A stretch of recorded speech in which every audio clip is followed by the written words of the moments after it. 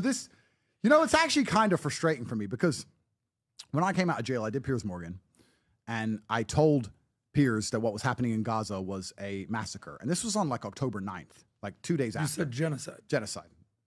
I said it was unfair what was happening. This was before it became like widespread. This was only a couple days after. And I was told not to say that. That's going to get you in a lot of trouble. But that's what I believed, so I said it at the time. And there's a lot of people online who are fervently anti-Jew and are very anti-Semitic. And I know who these people are. And you know these people are, a lot of them. Sometimes, Kanye West. Yeah, well, no, sometimes they have a point of view, and sometimes they just go way too far with it. So I think this whole argument is kind of two-pronged. The first prong is that there are people in the world who blame the Jews for absolutely everything, and that is pathetic. And these people think that they worked out the secret of the world, and they're based, and they blame Jewish people for everything. They're like, oh, but that's the Jews. What is? Race mixing is the Jews. Maybe they're attacking me for supporting race mixing. My dad is black, my mother is white. Why do you think the Israelis called me and told me to say this? It's my upbringing. Or they'll say, oh, but you can't get a girlfriend because the girls have all been subverted by the media. That's the Jews. How did the Jews keep you out the gym? Because your arms are skinny, bro. Like, how did the Jews stop you from being a man they want? Explain that to me. They go so far with it. They go so far with it. And if you try and point this out, you're instantly a Mossad agent. Even I get this. After defending Palestine and risking my life, because they could have locked me back up and I was told not to, they're still not happy with me because I don't go far enough with blaming the rain on the Jews. It rained outside. You didn't have an umbrella. The Jews did it. So there's the psycho side of it. Mm-hmm. But as a rational person who likes to see both sides of the argument, I would also argue it is interesting that it seems the only influence over the American government that we're not scared about or we don't measure is the Israeli influence of the American government.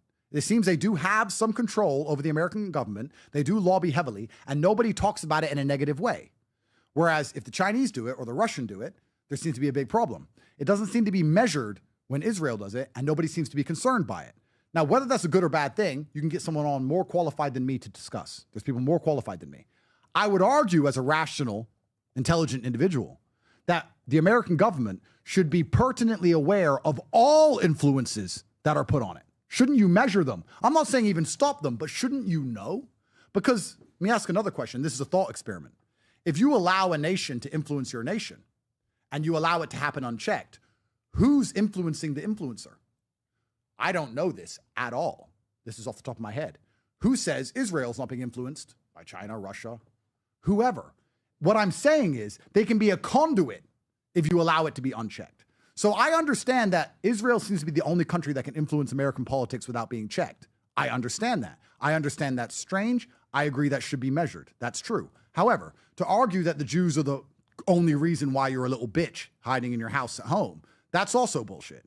There's definitely a lot of irrationality on both sides. That's what I would say about that whole subject. And I think that people should be more rational and approach it rationally. But that subject seems to get people instantly into black and white camps. And those are the subjects that are hardest to discuss. I love the breakdown. Where there's no subjectivity. That's the part of the breakdown. See, this is, because in this breakdown, the way you just eloquently put together, guess who can be right? Both sides. Yeah.